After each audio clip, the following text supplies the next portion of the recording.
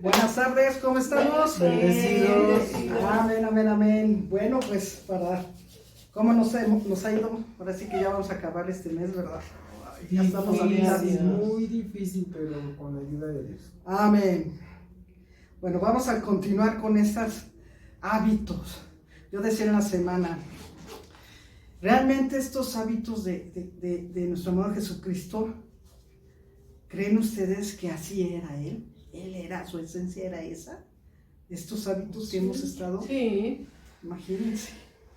Si los lleváramos nosotros a la perfección, pues, ya a lo mejor estaríamos con el Señor, ¿no? Porque acuérdense que Entonces, únicamente. Exactamente. Seremos perfectos cuando estemos a su lado. Bueno, continuamos. Amén. Amén. Hoy vamos a ver el hábito de ser agradecidos. Rápidamente vamos a leer Mateo 26, 27. Y luego búsquenme Mateo 14, 19. Mateo 26, 27. Ajá. Amén. ¿Y luego cuál?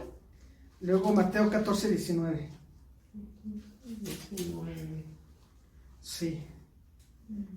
¿Quién dice amén con el primero? Amén. Sí. Y tomando la copa y habiendo dado gracias, les dio diciendo, bebed de ella todos. Amén. Amén. Amén. Ok. Este hábito de nuestro amado Jesús siempre agradecía, ¿verdad? Debemos de tener ese hábito de ser agradecidos en todo.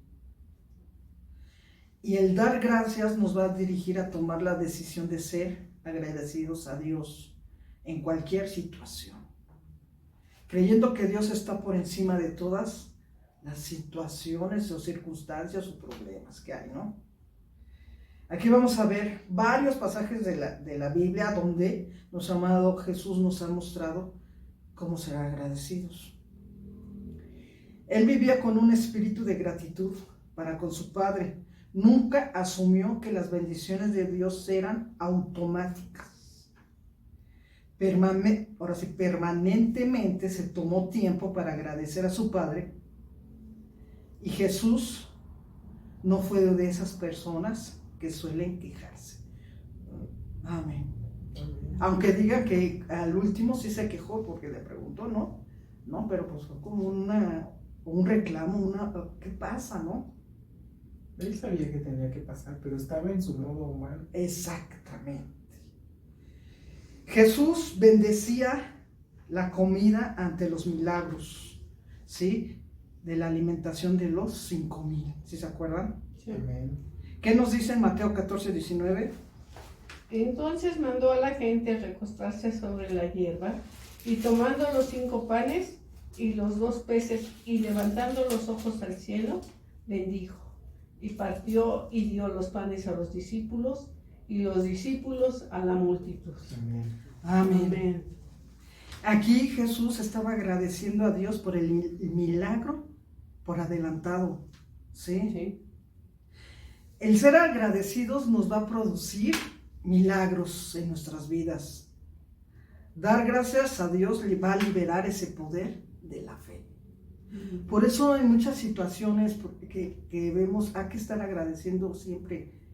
Gracias por ese trabajo, aunque diga, pero ¿cuál trabajo si no hay? No lo tengo, ¿no? Pero hay que estar agradeciendo adelantadamente, ¿sí? Porque va a generar ese poder de la fe y va a generar el poder de Dios en medio de esas circunstancias, o sea, va a estar trabajando Dios. ¿Se acuerdan cómo es el tiempo de Dios? Perfecto. No, sí, perfecto. ¿En qué tiempo vivimos nosotros? En el Cronos y Kairos. Entonces con Dios ya está hecho las cosas, pero nosotras debemos de aterrizarla, por eso es la fe, ¿sí? Ok, también Jesús, como les dije, da las gracias por toda esa comida que alimentó a otros 4,000, que lo bendijo la comida antes de la última cena. ¿Sí se acuerdan que cuando nosotros tomamos la Santa Cena, cómo dio gracias? Jesús bendijo la comida frente a dos discípulos en el camino a Emaús. ¿Cuándo hemos leído esto? Vamos a leer Lucas 24:30.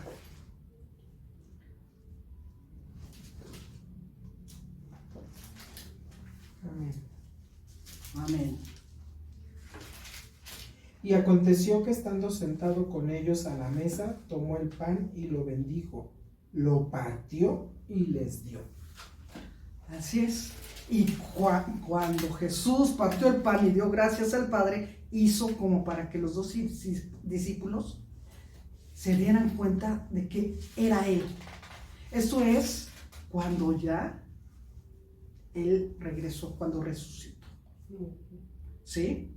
¿O estoy mal? Amén. ¿Sí? Sí, fue así. Jesús agradeció al Padre antes de resucitar a Lázaro.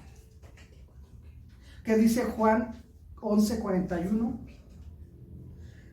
¿Cuál, perdón? Juan 11:41. Amén. Amén. Y entonces quitaron la piedra de donde había sido puesto el muerto. Y Jesús, alzando los ojos a lo alto, dijo: Padre, gracias te doy por haberme oído. Amén. Amén. Aquí su gratitud fue un acto de fe que demostraba su intervención, Sí. o la intervención de Dios. ¿Sí? Esa gratitud es una expresión que le dice a Dios: yo creo que tú intervendrás. Usemos esta frase para nuestras oraciones, o en cualquier momento que estemos pasando. Yo sé, Dios, que tú vas a intervenir, que tú ya estás, aparte de que siempre vas a ir en nuestro encuentro, va a ir siempre adelante de nosotros. Él va a intervenir aparte de, ¿sí? ¿Cuáles creen ustedes que son los enemigos del hábito de dar gracias? O sea, que no podamos dar gracias. A lo mejor la falta de fe. Ajá. Falta de fe, sí. Quejarse. O diciendo, ¿por qué a mí nunca me pasa nada bueno, no? Tomar las bendiciones de Dios como algo obligatorio.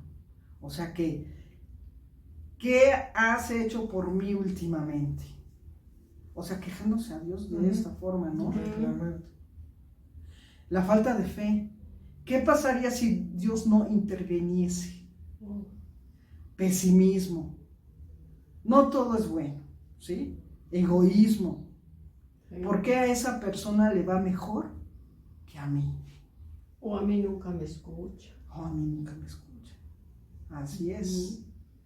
Entonces, hay que formarnos este hábito de dar gracias. Aparte que cuando alabamos y adoramos, estamos dando gracias. Pero también hay que dar gracias por todo. Por todo. Alguien me dijo un día, ¿pero por qué voy a dar gracias? Porque me fue bien mal. No entiendo porque me está yendo de la patada. ¿Cómo voy a dar gracias que me está yendo mal? Si me está yendo mal, ¿no? ¿Dónde estaba su fe? ¿Sí?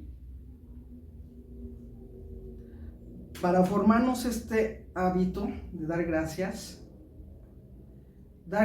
no es una opción, no es un sentimiento, ¿sí?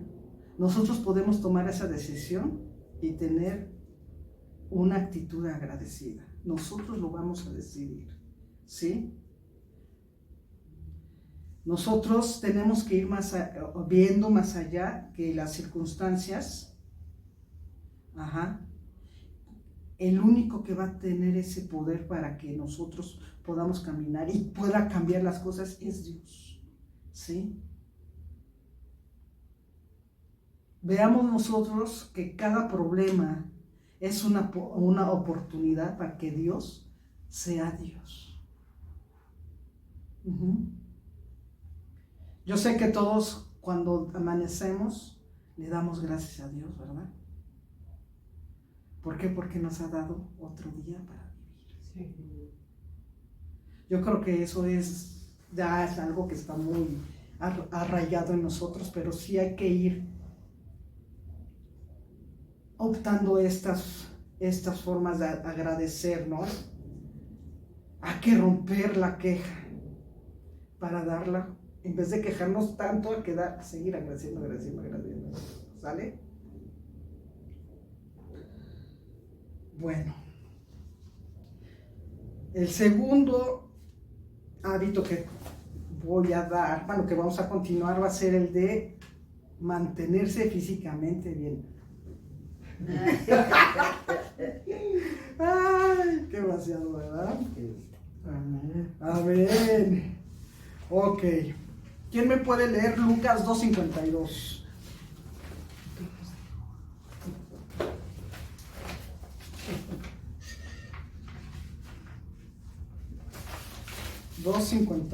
Lucas 2:52. Amén.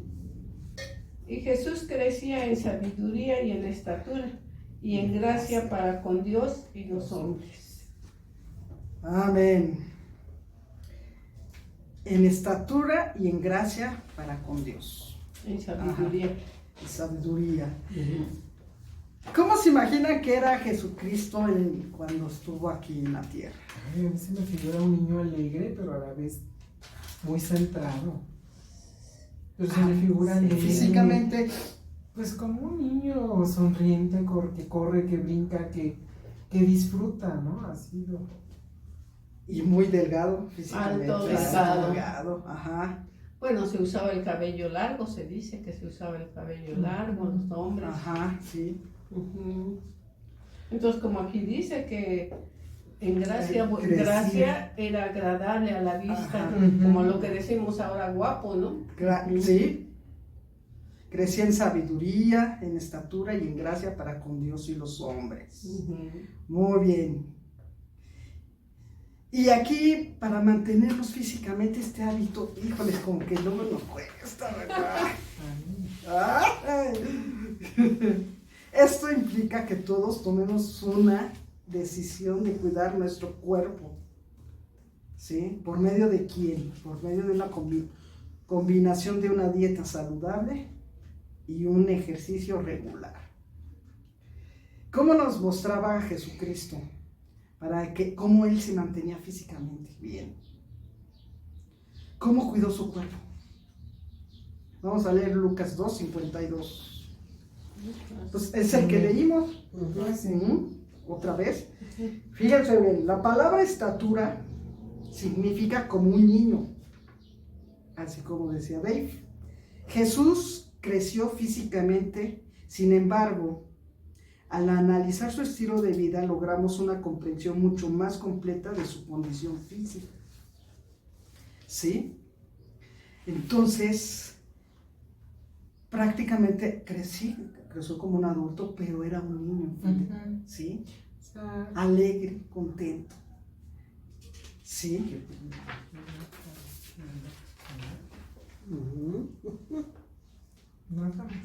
Fíjense, rápidamente les voy a leer esto. En un estudio hecho por la Clínica Mayo acerca de la vida de Jesús, antes de ser severamente golpeado y crucificado, ¿sí?, se concluyó lo siguiente. Los rigores del ministerio de Jesucristo, por ejemplo, viajar a pie a través de Palestina, lo ayudaron a prevenir muchas enfermedades físicas y a librarse de una constitución débil.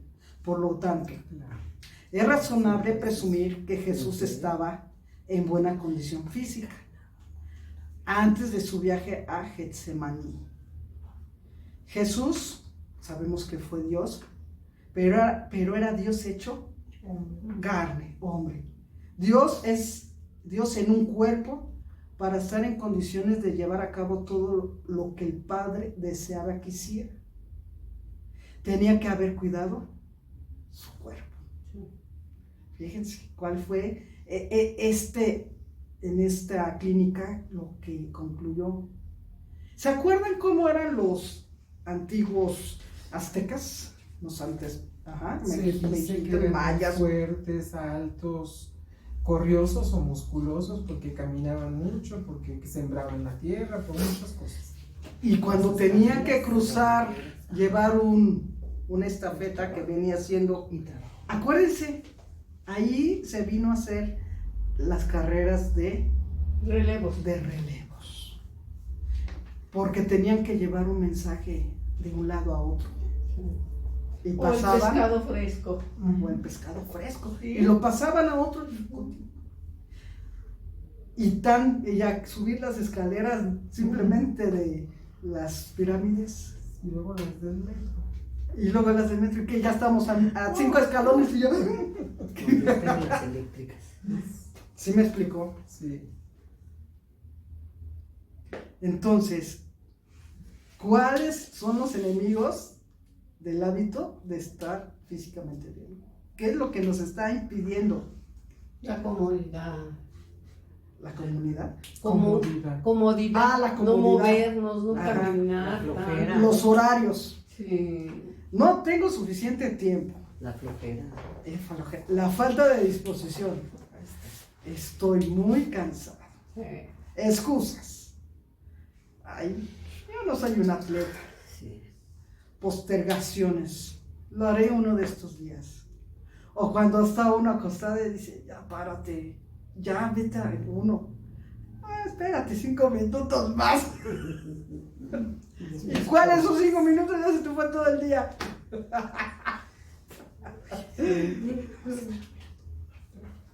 Fíjense, no voy a leer todo este articulito que dice, pero Jesús caminó una distancia que equivale casi a dar la vuelta al mundo. Wow. Fíjense, el total de kilómetros que Jesús caminó durante sus 33 años en la tierra, mientras viajaba, era 644 kilómetros de Egipto a Nazaret, 28.962 kilómetros de Nazaret a Jerusalén, y de Jerusalén a Nazaret eran cuando tenía 30 años, o sea, 30 años, y luego a los 33.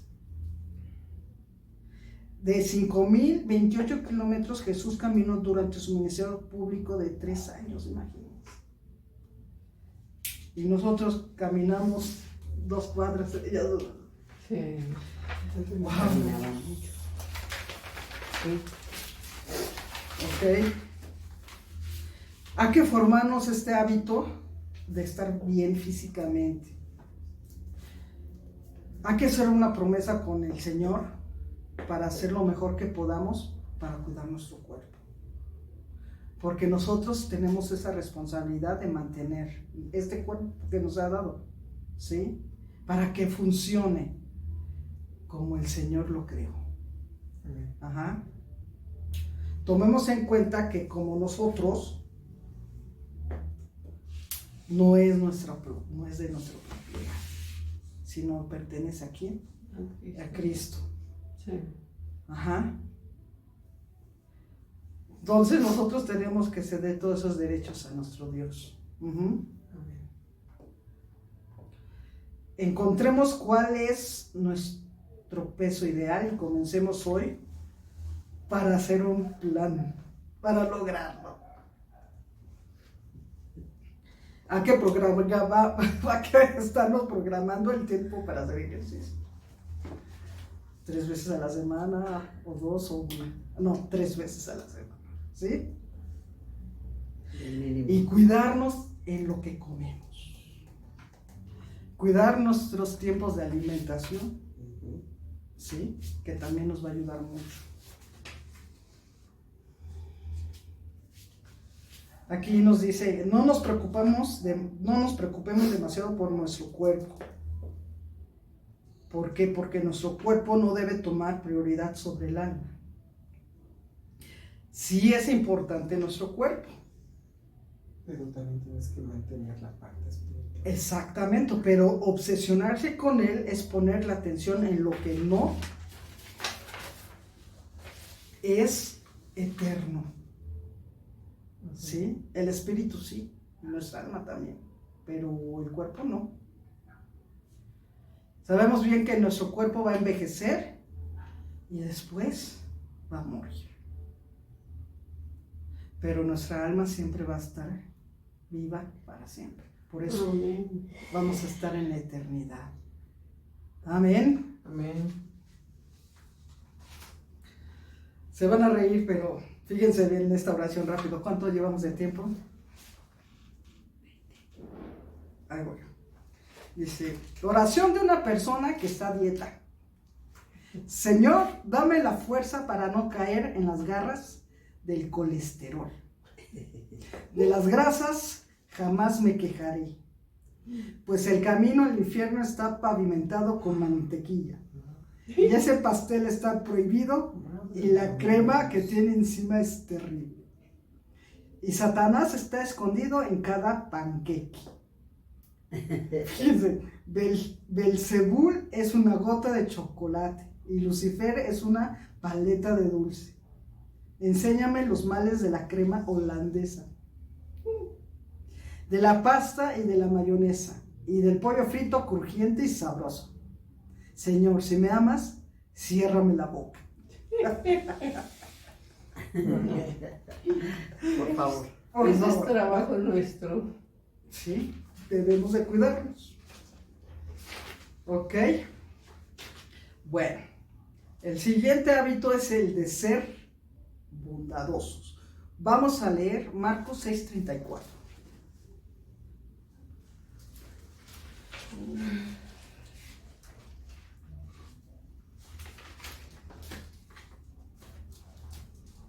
Amén. Amén.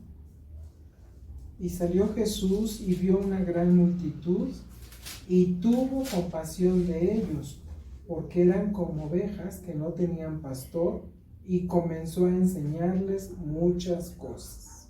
Amén. Aquí el hábito de nuestro amado Jesús de ser bondadosos, Él nos está guiando a que tomemos la decisión de ser sensibles, comprensivos, amables y compasivos con cada persona que nos encontremos. ¿Sí? Él fue sensible, fue bondadoso, fue comprensible y compasivo. ¿Sí? Él nunca despreció a nadie ni fue rudo o insensible, que es lo que luego nos cuesta a nosotros, ¿verdad? Sin embargo, su bondad estaba acompañada de firmeza. Ser bondadoso no significa permitir que las personas usen o abusen de nosotros. ¿Sí? Este hábito de Jesús de ser bondadoso se dirigía casi siempre hacia personas que no podían hacer nada por él. ¿Sí me explicó?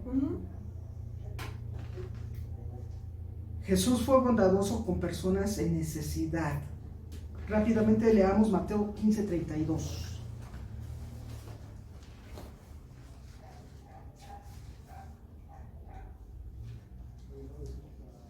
Amén. ¿Qué dice? Y Jesús, llamando a sus discípulos, dijo: Tengo compasión de la gente, porque ya hace 3 días que están conmigo y no tienen que comer, y enviarlos en ayunas no quiero, no sea que desmayen en el camino. Se preocupaba para que caminaran bien, fueran bien, ¿sí? Y aquí él expresó y demostró esa bondad a todos, sin importar la persona que fuera, ¿sí? Nuestra bondad, la que nosotros debemos de activar, no debe de establecer límites por causa de edad, sexos, no, sexo, condiciones sociales, económicas, políticas o religiosas. Jesús era motivado por esa bondad. Hacer algo con los problemas de las personas. ¿Sí? Por ejemplo, en Mateo 20:34 nos dice que cuando tocó los ojos de la persona que estaba ciega, ¿qué pasó? Recibieron la vista Recibió la vista. y le siguieron. Entonces, aquí Jesús vio en la multitud y salió y vio a alguien, tuvo compasión de todos ellos y vio, no nada más fue en ese momento, es uno de tantos, ¿verdad? Aquí ves esto porque él vio que necesitaban, tenían en esa necesidad, porque vio que eran como ovejas que no tenían pastor. Y es cuando él empezó a enseñarles muchas cosas. Y su compasión lo condujo a actuar para aliviar la necesidad de los demás. ¿Sí? Fíjense, aún así, Jesús fue bondadoso aún con personas que lo habían defraudado. No le importó. Él continuó. Fue bondadoso con los ingratos.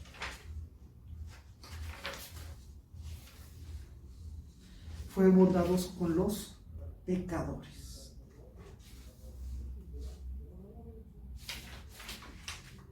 Entonces, ¿qué nos impide a nosotros que seamos bondadosos?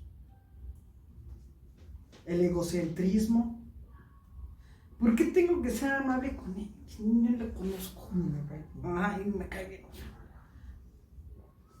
Si nadie se preocupa de ser amable conmigo, ¿por qué voy a ser amable con él? ¿Sí? Falta de interés, amargura. ¿Sí? O las actividades, decimos, estoy tan ocupados que ni tiempo me da. ¿Sí? Entonces, hagamos este hábito de la bondad, o decidamos ser bondadosos con cada persona que se encuentre, con cualquiera. Por aquellas personas que necesitan más de Dios. ¿Sí? Hay que seguir siendo sonrientes, porque eso anima a las personas. Híjoles, hay infinidad de cómo podemos ser nosotros, optar este hábito de ser bondadosos. Si no hemos sido bondadosos, pidamos disculpas. ¿Sí? Y con humildad pedirle perdón. ¿Ok? ¿Cómo vamos? Y por último voy a dar rápido el de vivir con un propósito. ¿Sí? 28. ¿Qué nos dice Lucas 19:10? Amén. Amén. Dice, porque el Hijo del Hombre vino a buscar y a salvar lo que se había perdido. Aquí nos está ayudando a tomar la decisión de tener una razón para vivir sirviendo a Dios y haciendo una diferencia para Él en el mundo. Jesús ordenaba su programa de actividades, una rutina diaria alrededor del propósito de Dios para su vida.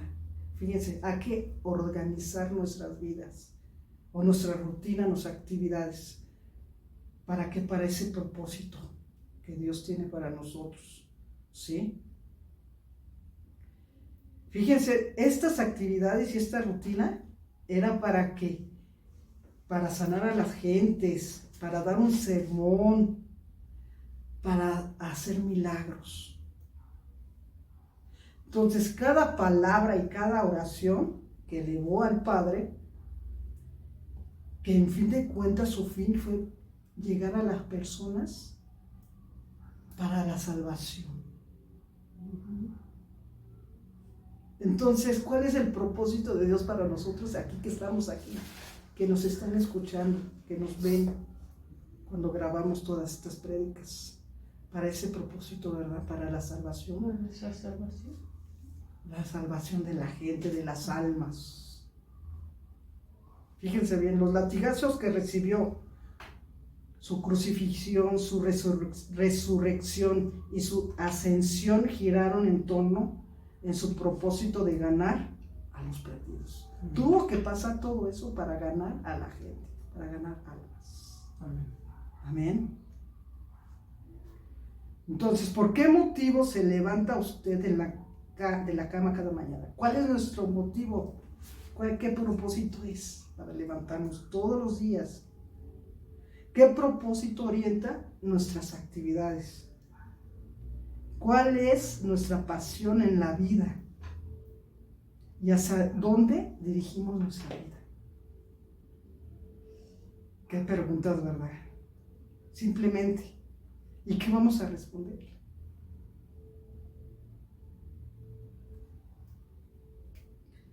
Fíjense bien, Jesús tenía el propósito de traer a la gente hacia el reino de Dios. Id, ¿sí? Ese fue el principal propósito. El de ir y traer a la gente hacia el reino de Dios. ¿Sí?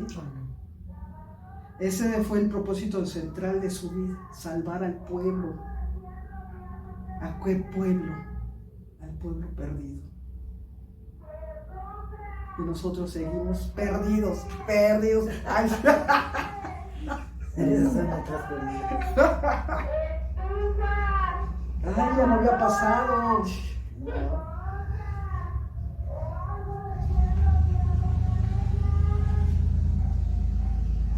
Esto es nosotros, para ya no estar perdidos. Debemos de tener ese propósito de compartir el mensaje del Evangelio para que cambie vidas. Jesús vino para cumplir la ley y las profecías. Vino para servir, vino para traer vida más allá de lo que cualquiera podría experimentar. Vino para ser la luz del mundo. Vino para decirnos la verdad acerca de Dios y acerca de nosotros. Amén. Jesús nos demostró que la verdad siempre nos guiará hacia Dios. Amén. Vino para destruir el trabajo del maligno. Jesús destruyó lo que el maligno había deseado, hacer de la muerte un enemigo que pudiera ser destruido. O sea, hermano, ¿qué nos está dando a entender? Que ya Él hizo todo y nosotros tenemos que mantener eso vivo. Ese es el propósito de nuestro Padre. ¿Sí? ¿Cuáles son los enemigos de este hábito? La comodidad, la apatía, la pereza, la ignorancia. Esa ignorancia dice, no sé por qué estoy aquí, ni lo que Dios desea que haga. Estoy muy cansado como para hacer una cosa más. ¿Sí? Hay que estarnos formando este hábito. Yo creo que de todos, este sería el primerito. El de tener un propósito. Día a día de levantarnos. ¿Y cuál es ese propósito? ¿No? El pensar que Dios tiene un plan específico para nuestras vidas. Hay que pedírselo. A la hora de estar orando. Y vamos a descubrir que ese propósito de Dios es para nuestra vida, es un proceso.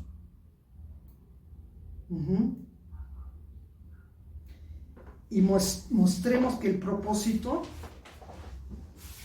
que tiene Dios hay que mostrárselo a las demás gentes.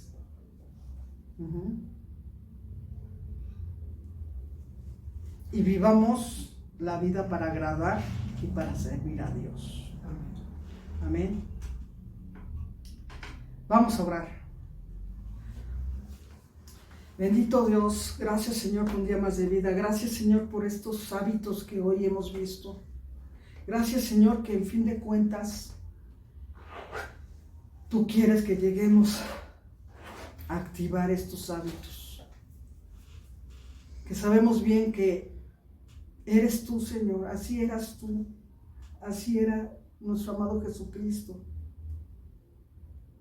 Todas estas eran sus cualidades, de la cual tú quieres que nosotros, Señor, lo activemos. Y que día a día el hábito de tener un propósito sea activado también, pero que sea el primordial para poder nosotros amar a la gente, amar a aquellos que necesitan de ti, porque claramente nos lo estás diciendo. El servir, el ser agradecidos, el ser bondadosos, el cuidarnos físicamente, nos va a llevar, Señor, a cumplir tu propósito, Padre. Que ese propósito que fue salvar a la gente, salvar las almas perdidas, Señor, que hay en este mundo. Gracias, Señor, gracias, que así sea en el nombre de tu amado Jesucristo. Amén, amén y amén. Nos vemos próximamente.